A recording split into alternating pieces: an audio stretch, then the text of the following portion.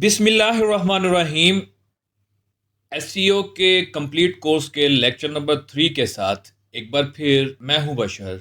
अस्सलामु अलैकुम। आज के लेक्चर नंबर 3 जैसा कि आप देख रहे हैं कि गूगल एसईओ स्टार्टर गाइड का इसमें हम ओवरव्यू लेंगे एंड एसईओ की कुछ मैथ्स का ब्रेकडाउन करेंगे। लास्ट लेक्चर में हमने पढ़ा था कि सर्च इंजन काम कैसे करता है और उसके कौन कौन से 3 मेन प्रोसेस हैं, तो जो फंडामेंटल है, जो बुनियाद है, बेस है एसईओ की। आज हम बात करेंगे गूगल के ऑफिशियल एसईओ स्टार्टर गाइड का ओवरव्यू पर और साथ ही साथ मार्केट में चलने वाली एसईओ मैथ्स जो लोगों को कंफ्यूज कर देते हैं और वो इन्हीं मैथ्स के लूप में फंसकर एसईओ की बजाय अपना टाइम वेस्ट करते रहते हैं। इस लेक्चर्स को मैंने 2 पार्ट में डिवाइड किया है। फर्स्ट पार्ट में हम बात कर लेंगे गूगल के एसईओ स्टार्टर गाइड का और देन लास्ट में हम देखेंगे एसईओ की मैथ्स क्या है, हम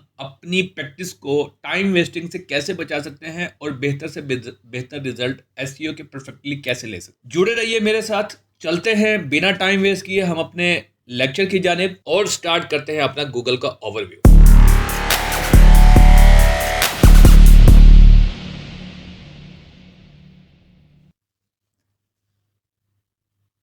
जी तो दोस्तों, आप देख रहे हैं मेरे पास एक ब्लैंक स्क्रीन है क्रोम की।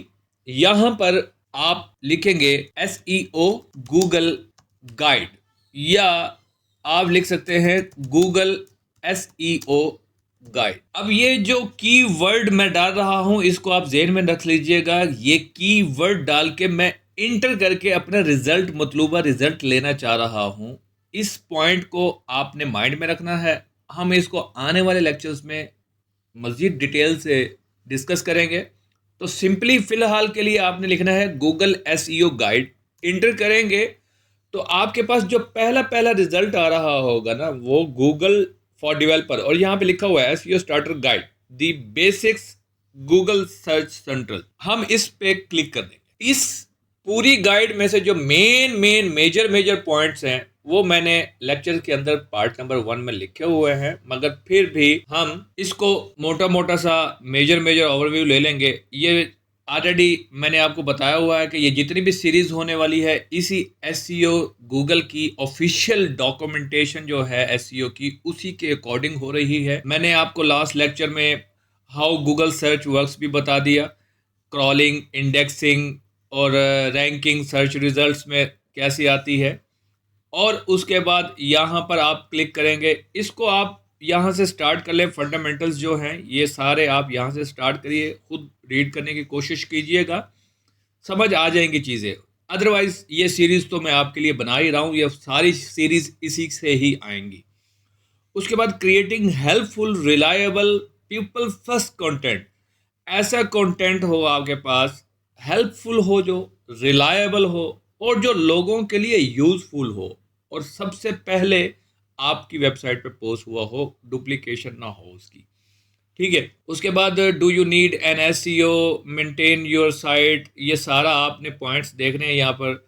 तो content development, management for online business development, keyword research, SEO trainings, ये सारा, getting started with SEO, choosing N SEO, क्या क्या चीज़ें होनी चाहिए। ठीक है, यहाँ पे ये सारा प्रोसेस आपको बता रहे हैं वन बाय वन। आप इसको ये देखें, robot.txt, साइट मैप, ये सारा हम पढ़ेंगे। आप पेशेंस के साथ इस लेक्चर सीरीज को मिस मत कीजिएगा।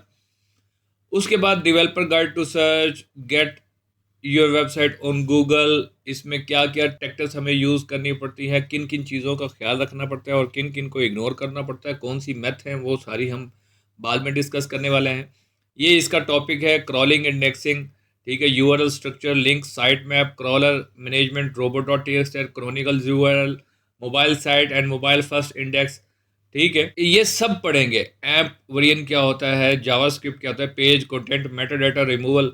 उसके बाद रैंकिंग प्रोसेस क्या है, AI features, byline rates, favicon icon, feature snips, flexible sampling, Google Discover, images, local features, ये सारे, पेज एक्सपीरियंस, रैंकिंग सिस्टम, ये सारा का सारा हम देखेंगे। अब ये तो अगर आप पढ़ सकते हैं तो ये एक बहुत लंबी उन्होंने डिटेल गाइड लिख के दी हुई है, मगर आप जब इस गाइड को देख लेंगे, समझ आ जाएंगी चीज़ें, आपको थोड़ा थोड़ा आइडिया हो जाएगा। आप इसकी मदद से, इसकी सहायता से आप एसईओ को मज़ीद एक्सपर्ट बन सकते हैं।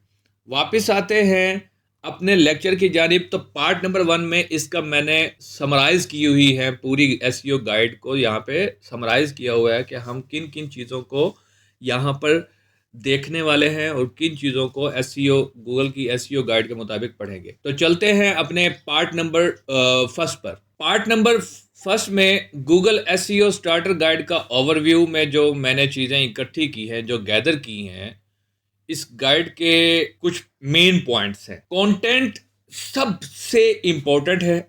हाई क्वालिटी, ओरिजिनल और यूजर फोकस्ड कंटेंट को हमेशा प्रेफरेंस मिलती है। यानी कि ऐसा कंटेंट जो आपका अपना बनाया हुआ हो और यूजफुल हो, हेल्पफुल हो, यूजर उससे फायदा उठाएं और यूनिक होना चाहिए, तो यकीनन आपकी वेबसाइट के रैंकिंग के चांसेस ज्यादा हो। वेबसाइट स्ट्रक्चर क्लियर होना चाहिए। आपकी वेबसाइट के यूआरएल जो है वो सिंपल और रीडेबल होने चाहिए। ऐसा नहीं है कि आपके यूआरएल के अंदर, यूआरएल से मुराद ये है जैसे कि ये यहाँ पे आता हूँ, ये देखें, ये यूआरएल कहलाता है। ये यूआरएल जो है developer.google.com/search/docs/fundamental/get-on-google।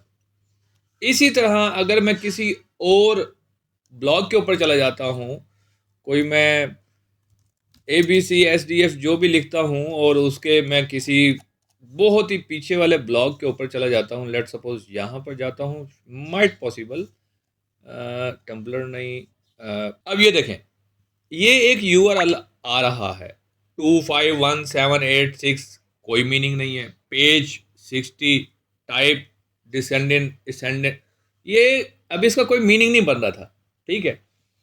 तो इस तरह का यूआरएल नहीं होना चाहिए आपका, ठीक है। वापस आते हैं अपनी एसईओ गाइड पर। तो यूआरएल आपका सिंपल और रीडेबल, अंडरस्टैंडिंग वाला होना चाहिए। क्रॉलर को समझ आ जानी चाहिए, यूजर्स को भी समझ आ जानी चाहिए। प्रॉपर आपके पेज के अंदर H1 headings 1, heading 2, heading 3 use होना चाहिए। ऑर्गेनाइज तरीके से आपका कंटेंट प्लेस होना चाहिए। ऐसा नहीं है कि सिर्फ आपने कंटेंट बहुत अच्छा लिख लिया, बेहतरीन किस्म का आपके पास कंटेंट है, मगर उस कंटेंट की प्लेसमेंट प्रॉपर नहीं है। किसको हेडिंग बनाना है, कौन सा पैराग्राफ पहले लगाना है, कौन सा बीच में लगाना है। जैसे स्क्रिप्टिंग होती है ना, फिल्म के एक सीन्स होते हैं, वैसे ही आपने यहाँ पे सीक्वेंस के साथ उसको ऑर्गेनाइज करके बुलेट पॉइंट्स, ये सारी चीजें डाल के लिखना होता है। उसके बाद आ जाते हैं नंबर 3 पॉइंट है हमारे पास मोबाइल फ्रेंडली और फास्ट लोडिंग वाली साइट होनी चाहिए। इस पे भी हम डिटेल के अंदर डिस्कस करेंगे कि मोबाइल फ्रेंडली होती क्या है। वैसे मैं आपको थोड़ा सा ओवरव्यू, दोबारा वापस जाते हैं अपने वेबसाइट के ऊपर। इसको मैं राइट क्लिक करता हूँ, इंस्पेक्ट पर क्लिक करता हूँ और ये देखें, ये मेरी कुछ हद तक मोबाइल फ्रेंडली है वेबसाइट, ठीक है। भले किसी और लैंग्वेज में बनी हुई है मगर मोबाइल फ्रेंडली है।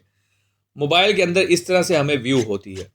यहाँ से चाहे तो आप ये मोबाइल, कोई सा भी मोबाइल मॉडल चूज़ कर सकते हैं। मैं सैमसंग गैलेक्सी 8 कर लेता हूँ, मैं सैमसंग गैलेक्सी S अल्ट्रा कर लेता हूँ। तो यहाँ पे इंस्पेक्ट के बाद यहाँ पे आप चेक कर सकते हैं। तो ये जैसे जैसे छोटी होती जा रही है वैसे ही वैसे मैं इसको रिस्पॉन्सिव पे कर सकता हूँ। ये देखें, ये फ्लुएंट होती जा रही है, मगर यहाँ तक आ चुकी है, टैब के मुताबिक नहीं है। ये समझ रहे हैं, ये अब आई टैब के अंदर यूं शो होती है, या मोबाइल के अंदर ये देखें, ये फ्रेंडली बनी हुई है, गुड है। तो इस तरह बहुत सारी वेबसाइट होती हैं जो वेबसाइट पे तो सही नज़र आ रही होती हैं, जबकि मोबाइल के अंदर मोस्टली यूज़र मोबाइल का है। 90%, 80%, 70% यूज़र ज़्यादा मोबाइल का होता है। जिसके पास मोबाइल डिवाइस होती है वो फौरी ओपन करके चेक करता है। अगर मोबाइल पे अच्छी नहीं होगी तो गूगल वो भी रिकमेंड नहीं करेगा। इसको मैं क्लोज कर देता हूँ और इसको भी, हाँ जी।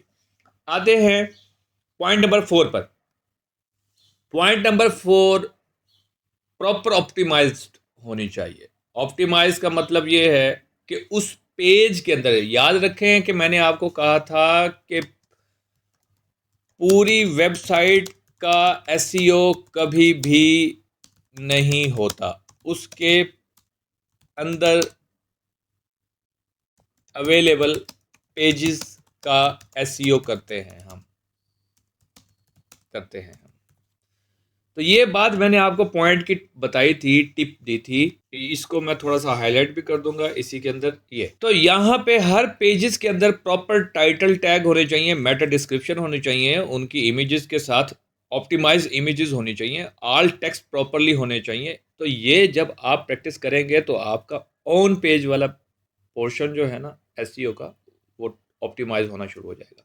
उसके बाद गूगल रिकमेंड करता है कि हर साइट HTTPS सिक्योरिटी सॉकेट्स जो होती है उस पर होनी चाहिए, ना कि HTTP। तो आपकी वेबसाइट, अब इसकी मिसाल मैं आपको यहाँ से बता देता हूँ।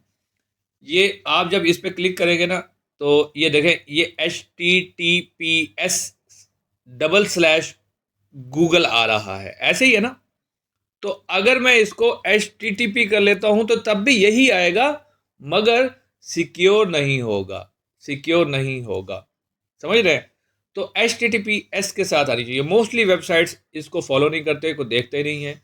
तो आपकी ये वाली प्रैक्टिस भी HTTPS होनी चाहिए। और ये HTTPS बनती कैसे है ये भी आपको बताता चलूँ कि जो हमारे होस्टिंग प्रोवाइडर होते हैं, जहाँ से हमने होस्टिंग ली हुई होती है वेबसाइट की, वो हमें SSL के सर्टिफिकेट्स भी सेल करते हैं। तो हमें कोई अपने रिकमेंडेड जो हमें हमारी अफोर्डेबिलिटी और हमारी सिक्योरिटी के अकॉर्डिंगली SSL होता है, वो हमें बाय करना पड़ता है और अपनी वेबसाइट के साथ इंटीग्रेट करना पड़ता है। तो हमारी HTTP से HTTPS हो जाती है, तो वो हमें वहाँ से बाय करना पड़ता है। पार्ट नंबर 1 हमारा यहाँ तक क्लियर होता है। चलते हैं हम अपने पार्ट नंबर 2 की जानिब, जिसमें हम डिस्कस करेंगे कि जो मार्केट में चलने वाली अनट्रेंड प्रोफेशनल लोगों को तो पता है, मगर जो अनट्रेंड न्यू भी होते हैं उनको नहीं पता होता, तो वो अपना टाइम बेचारे यहाँ पे इसी मैथ के अंदर के लूप में फंसे रहते हैं और यहीं पे वेस्ट करते रहते हैं, उनसे एसईओ हो ही नहीं पाता। तो हम उन मैथ के ऊपर डिस्कस करते हैं जी। तो part number 2 common SEO maths का ब्रेकडाउन हम आज कर लेते हैं। इसमें मैथ नंबर 1 है कि एसईओ एक दफा करने वाली चीज है। रियलिटी ये है कि एसईओ एक कंटिन्यूअस प्रोसेस है। गूगल के एल्गोरिथम अपडेट होते रहते हैं। तो हमने साथ साथ वो जो मैंने आपको गूगल एसईओ गाइड बताई थी ना, ये वाली, ये गाइड, साथ साथ इसको ये अपडेट होती रहती है। तो हमने साथ साथ इसको भी स्टडी करना होता है टाइम टू टाइम। तो ये मैथ आपका यहाँ पे फॉल्ट हो जाता है कि एक दफ़ा का प्रोसेस नहीं है, इट्स अ कंटिन्यूअस प्रोसेस। हमें गूगल के एल्गोरिथम को साथ साथ अपडेट करके अपनी वेबसाइट को उसी के अकॉर्डिंगली अपडेट करना पड़ता है। अदरवाइज इस एसईओ की रेस में, एसईओ की दौड़ में टॉप पर आने के लिए हम टॉप पर होंगे तो नीचे आ जाएंगे। जो नीचे वाला होगा अगर वो प्रैक्टिस कर रहा होगा तो वो टॉप पर आ जाएगा सर्च रिजल्ट के अंदर। मैथ नंबर 2 है कि सिर्फ कीवर्ड बढ़ाने से रैंकिंग मिल जाती है। अक्सर लोग कहते हैं कीवर्ड तुम दो भाई, भर दो, मगर रियलिटी ये है कि कीवर्ड स्टफिंग से गूगल पेनलाइज करता है और यूजर फ्रेंडली और नेचुरल कंटेंट लिखना बहुत इंपॉर्टेंट है। इसकी ऑलरेडी एग्जांपल पार्ट नंबर 1 में मैं बता चुका हूं, आप वीडियो को रिवर्स करके देख लीजिए। मैथ नंबर 3 है कि बैकलिंक जितने ज्यादा होंगे उतनी रैंकिंग बढ़ती है। इट्स रॉन्ग, ये स्टेटमेंट ही रैंक। बैकलिंक बनाने चाहिए, मगर उसका मतलब ये नहीं है कि वो डे मार 4.5 लो हाई जितने भी रैंकिंग वाली वेबसाइट्स हैं वहां पे आप बैकलिंक क्रिएट कर दें। No, quality greater than quantity. आपका एक क्वालिटी वाला बैकलिंक्स जो होगा वो 100 लो क्वालिटी वाले बैकलिंक से ज्यादा पावरफुल होता है। तो आप कोशिश करें बैकलिंक कम बनाएं, मगर अच्छे बनाएं। एक बना लें, 2 बना लें, 3 बना लें, 4 बना लें, मगर अच्छा होना चाहिए। तो ये मैथ भी यहां पर आपको क्लियर हो गई। मैथ नंबर 4 है कि पेड एड चलाने से एसईओ रैंकिंग इंप्रूव होती है। लोग ये कहते हैं, जबकि इट्स रॉन्ग। एड और एसईओ दोनों अलग अलग चीजें हैं। एड से ट्रैफिक मिलता है लेकिन ऑर्गेनिक रैंकिंग इंप्रूव नहीं होती। ये गूगल रिकमेंड करता है। ठीक है, उसके बाद आते हैं मैथ नंबर 5 है social media signal directly SEO ranking को अफेक्ट करते हैं। रियलिटी ये है कि social sharing directly ranking factor नहीं है, लेकिन इनडायरेक्टली ट्रैफिक और ब्रांड अवेयरनेस से हेल्प करते हैं। ये मैथ भी आपका यहाँ पर क्लियर होगा। यानी कि सोशल साइट्स जितनी भी है वहां पर आप शेयर करते हैं तो वो डायरेक्टली रैंकिंग नहीं दे रहा होता आपको, वो आपकी ट्रैफिक और ब्रांड अवेयरनेस के लिए आपको हेल्प तो कर रहा होता है, मगर एसईओ के मुताबिक वो आपको रैंकिंग नहीं दे रहा होता। तो यहां तक ये कॉमन हमारी कुछ मेजर मैथ्स थी जो हमने आज डिस्कस कर ली। इसके अलावा भी अगर कोई होगी तो इस लेक्चर का, इस कोर्स के बाद भी मैं चीज़ें बताता रहूँगा, आपको अपडेट करते रहेंगे हम। आपका और हमारा ताल्लुक इंशाल्लाह ताला जुड़ता रहेगा। तो होप्स हो कि आपको आज का लेक्चर समझ आ गया होगा।